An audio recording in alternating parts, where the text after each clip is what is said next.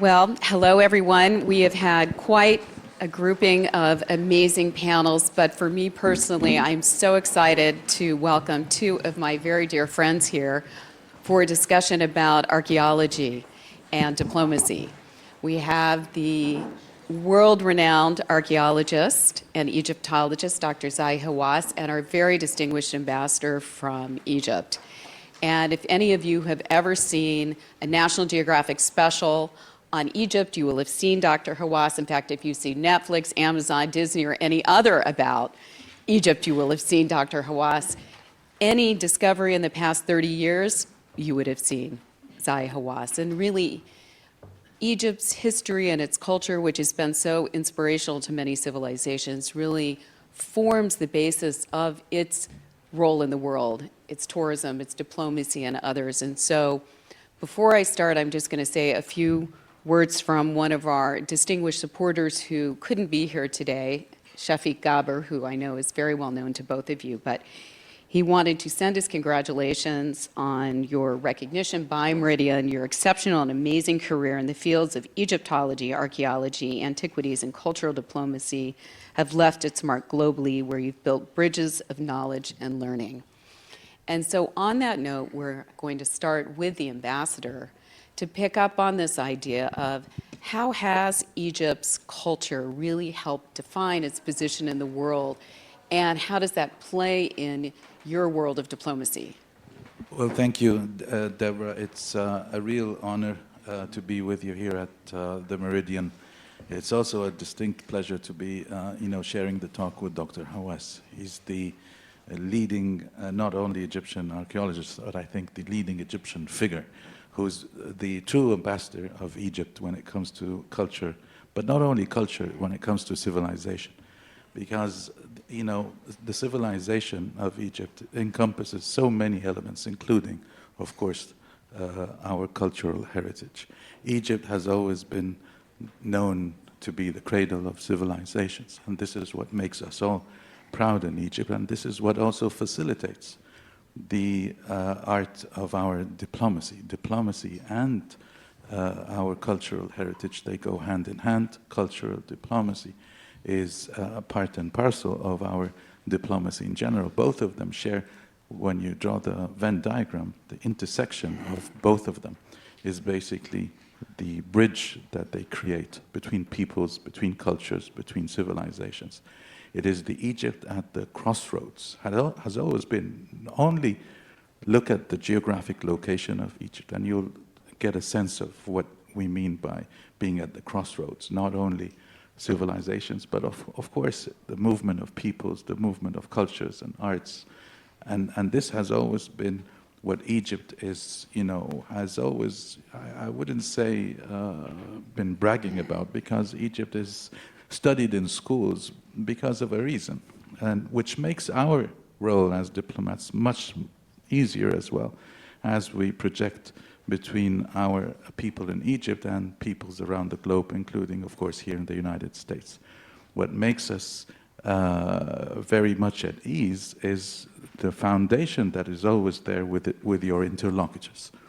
And when you talk about the history, when you talk about the geography, you cannot also miss the fact that Egypt has been the melting pot of civilizations and cultures around the region and beyond, with our Jewish heritage, our Coptic heritage, our Muslim heritage. They all come together and are embodied in what we call in Egypt the religious and archaeological sites across Egypt. When you look at the pathway or the trail of the Holy Family that has basically gone through Egypt from east to west, from north to south and back, from the Nile Delta to Cairo to Upper Egypt and back, you will only grasp a glimpse of what Egypt is all about when it comes to its civilization.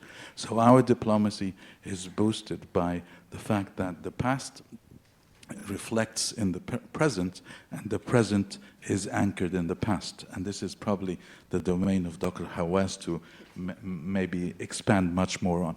But thank you for the opportunity. Great. Thank you, Mr. Ambassador. I think you set that up very nicely for Dr. Hawass. And so, please, Tell us, what has been your most surprising discovery? Me? If you have 5 children, do you like one better than the other? But I still think that the first important discovery that I value is when I was debating 3 people, John Anton West from New York, and Graham Hancock, and Robert Buffal. All of them, they believe in aliens and lost civilization and things like that. And when I used to debate them, I could not have any evidence about the workmen who built the pyramids. But suddenly, after I came from University of Pennsylvania, and I finished my doctorate, a few months later, I found the tombs of the pyramid builders.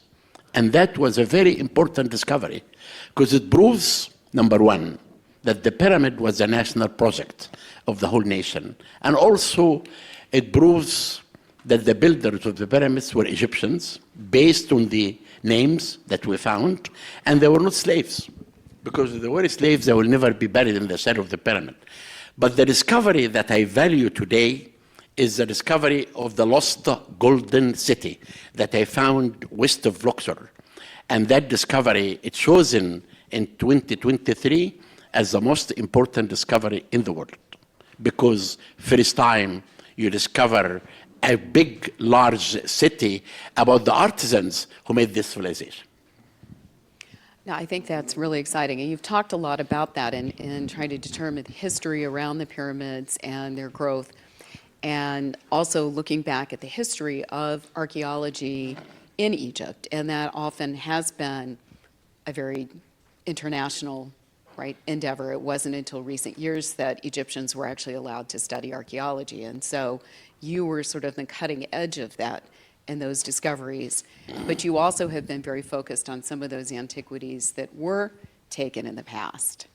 Would you like to talk a little bit about some of those initiatives? I am not against, I'm not asking for all the artifacts to come back from every country to Egypt at all. I did go, I think about 5-6 years ago, to a debate called the Oxford Student Debate. They brought the director of the Getty, who was director of museums. They're saying the following: we have better museums than these countries. We do better restoration than they do. If a revolution happened, they destroy their monuments. We really are the ones who really keep this civilization. No one really can do that. But that was in my mind. When I began to be the head of Antiquities, number one, I was building 22 museums. 2 of them are the best in the world. One, the Grand Museum, that was opened recently last November, and the second is the Civilization Museum. If you go to the Grand Museum, you'll not believe that a museum like this could exist, of the display, the size, the number of the artifacts. And when I did a story to the people during this debate, I said, I prepared a speech. I'm not going to use this speech. I'm going to talk to you from my heart. I'm asking only for 3 pieces to come back. Number 1, the bust of Nefertiti from Berlin. Number 2, the Rosetta Stone from the British Museum. And number 3, the Zodiac from the Louvre. The reason, they are representing the icon for the Egyptian identity. These only 3 that I want. Number 2, I want museums to stop imperialism. What I mean by that?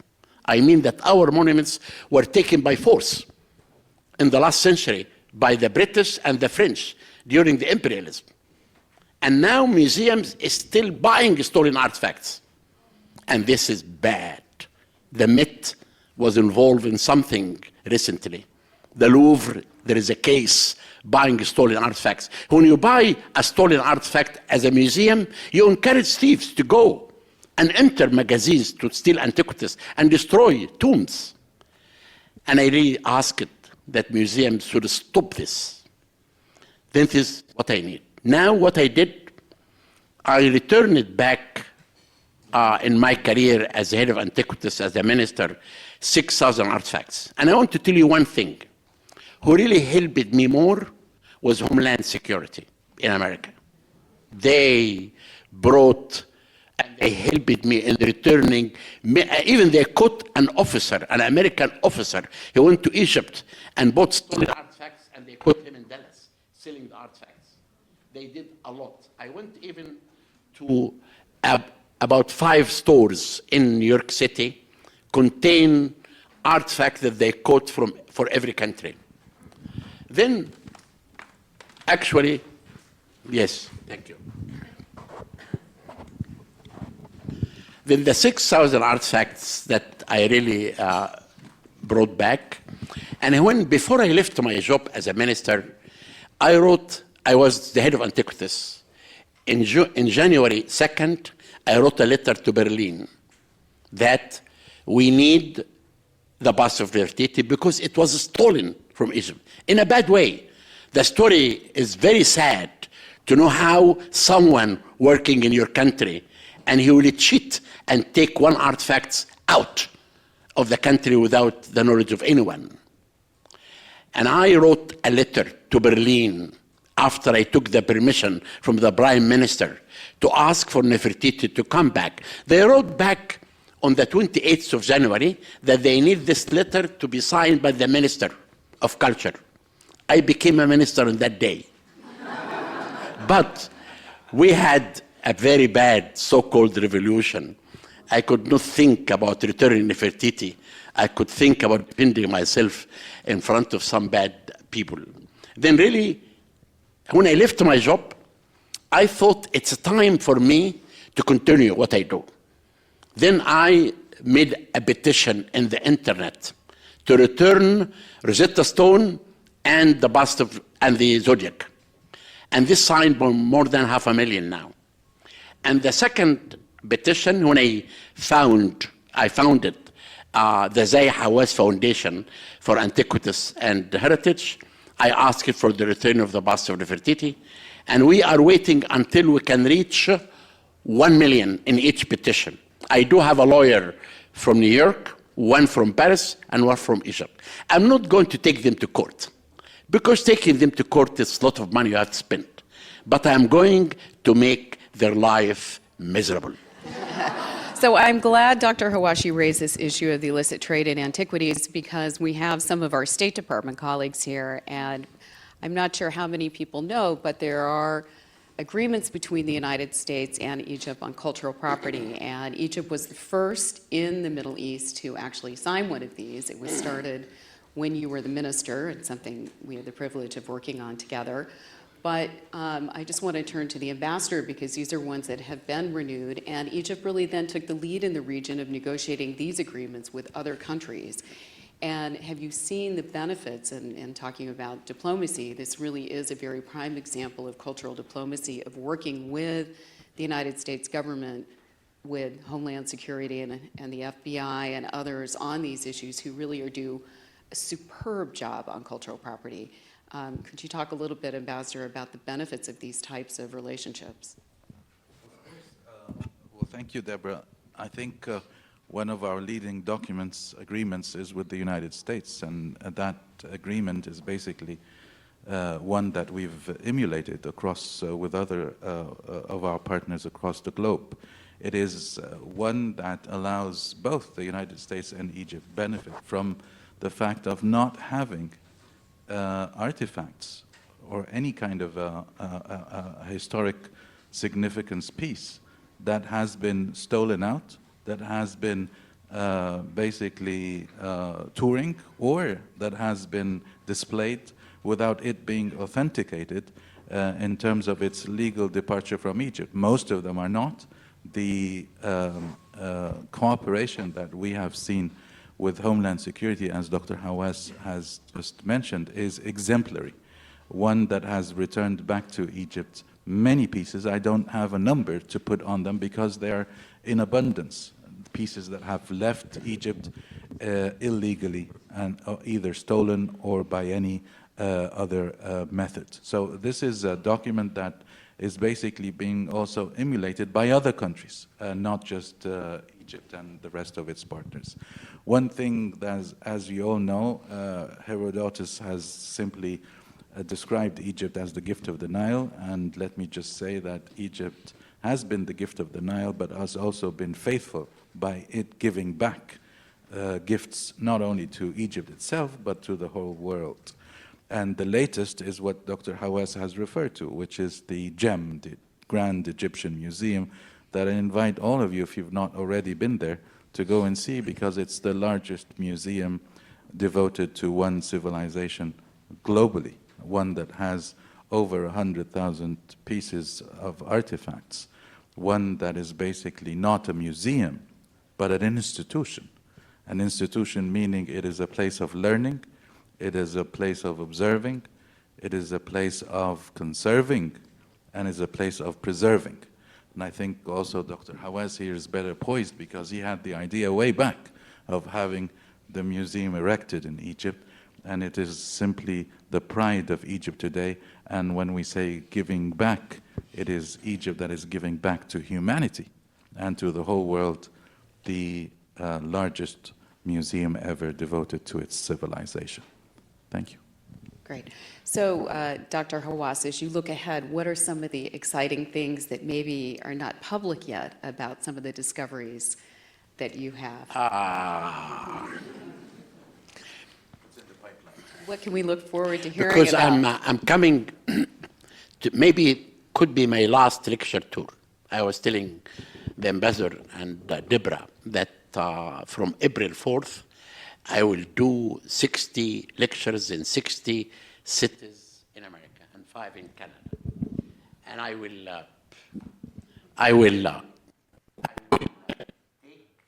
back to Egypt on the 22nd of July to the 10th of August because of the sun will sit for 6 minutes in Luxor, and it's going to be amazing. And I'm meeting 2,000 Americans in a tent inside the Golden City that day. Then, if I tell you now about the discoveries that I'm hiding, I will ruin my lecture tour. But I will tell you, I always say that we found only 30% of our monuments. 30% only. If I tell you, I'm working right now with a team inside the Great Pyramid of Khufu. I think a big surprise will happen that we'll do live TV in this coming November to show what we discovered inside the Great Pyramid, and this will be big. And we are planning, even this morning, I was planning with people in Los Angeles of how can we show this live TV everywhere, in every country. People will sit in front of the TV and see amazing things that you will not imagine. And the second, I'm working in Saqqara. And in Saqqara, I'm searching for the tomb of Imhotep, the architect who built the first pyramid of stone. Amazing things that we found. If you see the Netflix part 1, it talks about some of my work in one area, but there is still major new discoveries. In Luxor, I'm searching in the Valley of the Kings for the tomb of Queen Nefertiti. And the discoveries that we made in Luxor are really amazing, but I can't announce a discovery, Deborah. Too bad, but at least we have a little bit of a preview. And on that note, I'm going to open it up to questions. Yes. So I recognize this is a diplomacy event, but as a national security person, you've mentioned the FBI and DHS, and I wonder if you would talk about not only how culturally important the return of these artifacts is, but what they fund and why that is something we really need to pay attention to. What they fund, what the illegal sale and trade of these artifacts fund.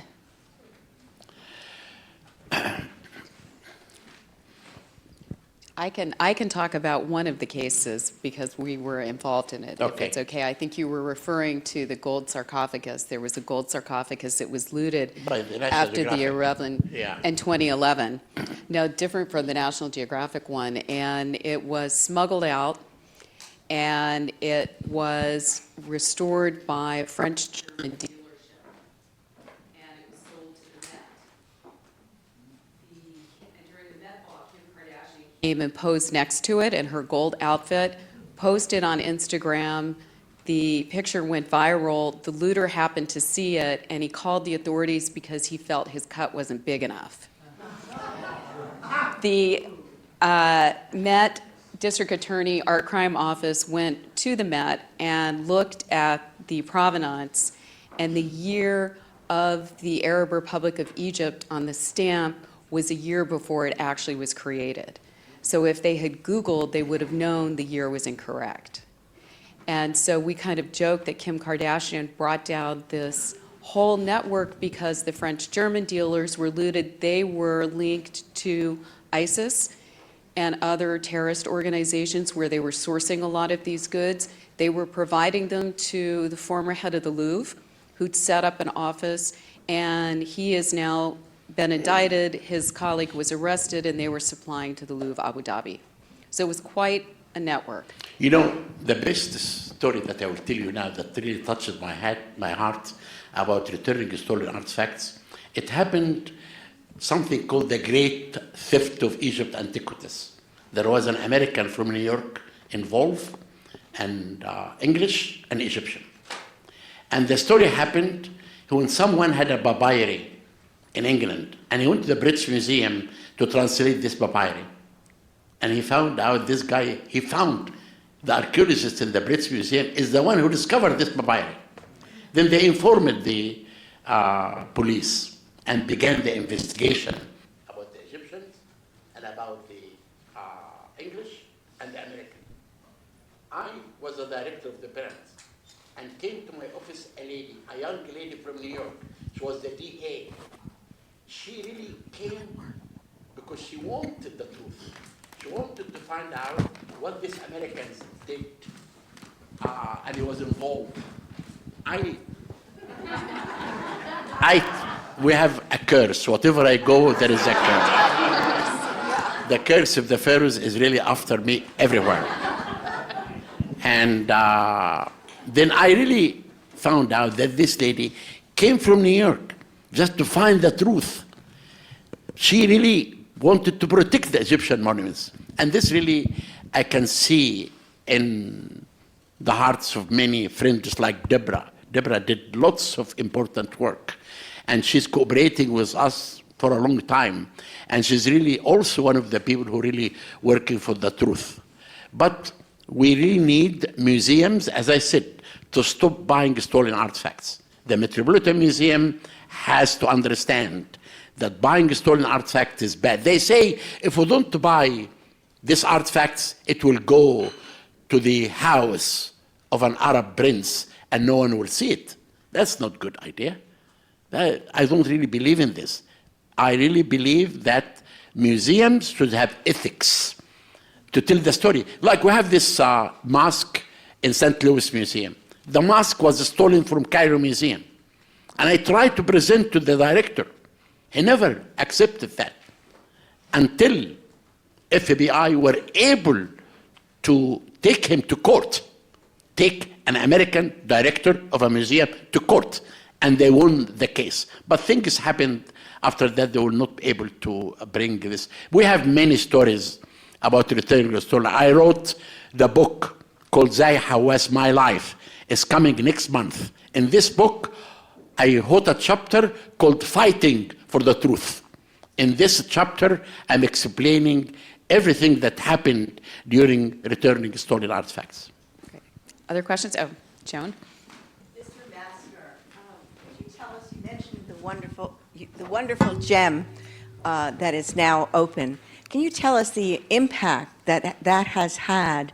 I know it's a very short time, but the impact that that has had culturally and every way else in terms of attracting attention, but also internally, how it has affected your country. Absolutely. Well, thank you for the question. I think it has done tremendously in terms of not only galvanizing the Egyptian society around its history, around its culture, around its civilization or the origins of its civilizations, but also attracted from abroad. So many, I mean, if you look at the tourism index today, you will find it, because of the gem itself, has risen tremendously at a time when Everyone in the region has been affected with an ongoing war. But even with an ongoing war, tourism in Egypt, because of the gem itself, has been affected, yes, but not affected to the extent that would have been without the gem itself. So the gem has been the true driver of the economy in Egypt, and specifically the tourism sector itself. So that is, as I said, the gift to the world, and the world has accepted the gift with open hands. And I think if you haven't been, you need to go. Thank you. But also I want to say that when we began to think about building this museum, it was 2002. I was the head of Antiquities. And I thought, how can we build a big museum like this? You know, we spent $2 billion in building this museum. Then I thought of an idea that I made Tutankhamun to tour everywhere. I brought back to Egypt $120 million. With this money, we built the conservation labs and the storage magazines.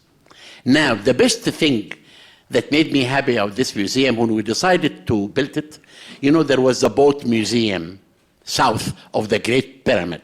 An ugly building contained a boat. It was a bad thing for me. When I see it, I close my eyes.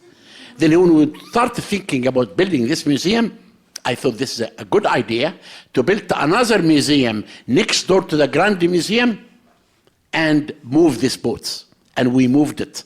And the second boat, when you visit the boat museum, you see this boat and you see Japanese are restoring with Egyptians the second boat. And I thought also about, I need someone to welcome the people. I moved Ramses II statue from the train station, 83 tons. It left at 1 in the morning, it arrived the Grand Museum. Now Ramses II welcome everyone who comes to the museum. And after that you go to the staircase, 100 statues of kings and queens. Tutankhamun for the first time. You know, Carter discovered 5,398 objects. All of these objects for the first time are shown in a beautiful way. You cannot imagine how many people now go stand in front of the golden mask. The golden mask captures the heart of everyone. Sometimes someone, another girls. We have another question too. Here. No, but the microphone doesn't work. Oh, here. And I did not finish it. Then what I want to say that there is 12 galleries also contain beautiful artifacts, and we still keep Cairo Museum as it is. Contain, you know, I discovered an intact tomb. I'm not going to tell you anything about it, but this tomb is going to be moved next week to Cairo Museum. Every discovery that we make, we send it not to the Grand Museum, to Cairo Museum, because we need Cairo Museum to stay as a good museum. Because when you enter Cairo Museum in Tahrir, you can smell the past. Thank you. Really fast. Dr. Zahi and Ambassador. The question I have is two. One is very short. I've traveled to Cairo, Egypt about 7 years ago, give and take. And they moved the museum from one location to another. They what? They moved the museum somewhere else in Cairo, Egypt. Cairo, Egypt. Yeah, they moved it to the Grand Egyptian Museum. Or talking, the Grand Museum Yes. is a new location built in the shadow of the Great Pyramid. Okay. I was there. Downstairs is the royal mummies. Downstairs, right? No, you are talking about the Civilization Museum. Okay. The Civilization Museum is a museum that we showed, that showed mummies for the first time for education, not for a thrill. Then we built as if you are entering a royal tomb. The mummy with the coffin, artifacts. Right. The result of the CT scan, I scanned all the mummies, and we know about each mummy information. These mummies are in the Civilization Museum. And this Civilization Museum is one of the best, also a great museum in all Cairo. Yes, thank you for that clarification. While down there, I saw Nubian mummies. As Nubian, yes. This is not true. There is no Nubian mummies there. When I'm saying Nubian, they was dark skin. Is what? They was dark skinned mummies. Fine. You know why? No, listen. I do not want to get people confused. When you see a dark skin of a mummy, Yes. it is the resin. The ancient Egyptian, when they mummify a mummy, they put the black resin on the mummy. But Egyptians, yani, you know, you have to understand that many people still believe that black Americans were the origin of the Egyptian civilization. This is not true. The kingdom of Kush ruled Egypt in 500 BC, not at the beginning. They have nothing to do with the civilization at all. If you look at the scene of a king fighting an enemy from Dynasty 1 until the end of Egyptian history, you can see the skin of the Egyptian king is different from the Nubian, from the African, from the Libyan, from the Asian. Completely different. Okay. Then that is not a dark skin of a king, it is a resin. So my question only was, what were the contributions that they have brought to Egypt? That was my question. But you're clearing up in terms of the hue. So I'm kind of like, okay with that now. That was one question. All right? I don't see black and white because I'm Moorish. I'm a Muslim. So we don't see black and white. So I say dark olive, so forth. The other question was, downstairs, you weren't allowed to take pictures, photos. Is that one of the reasons because of theft? No, because mummies are really precious. And the reason not to take pictures, because you have to pay a fee to do that. You can pay a fee and make a film of mummies. You can pay a fee and take photographs. But there is no other reason in your mind that the Egyptians stopped the people of taking photos of mummies because of anything. No, it's only you can go now and take a TV camera and pay a fee and you shoot a film or take a photo. Do you have the money to do that? Great. So we're over time, but thank you so much for talking about the role that culture and archaeology play in the diplomatic world, and we know that's going to continue to happen. And certainly, Dr. Hawass, we look forward to hearing about the announcement of the exciting discoveries ahead. Thank you.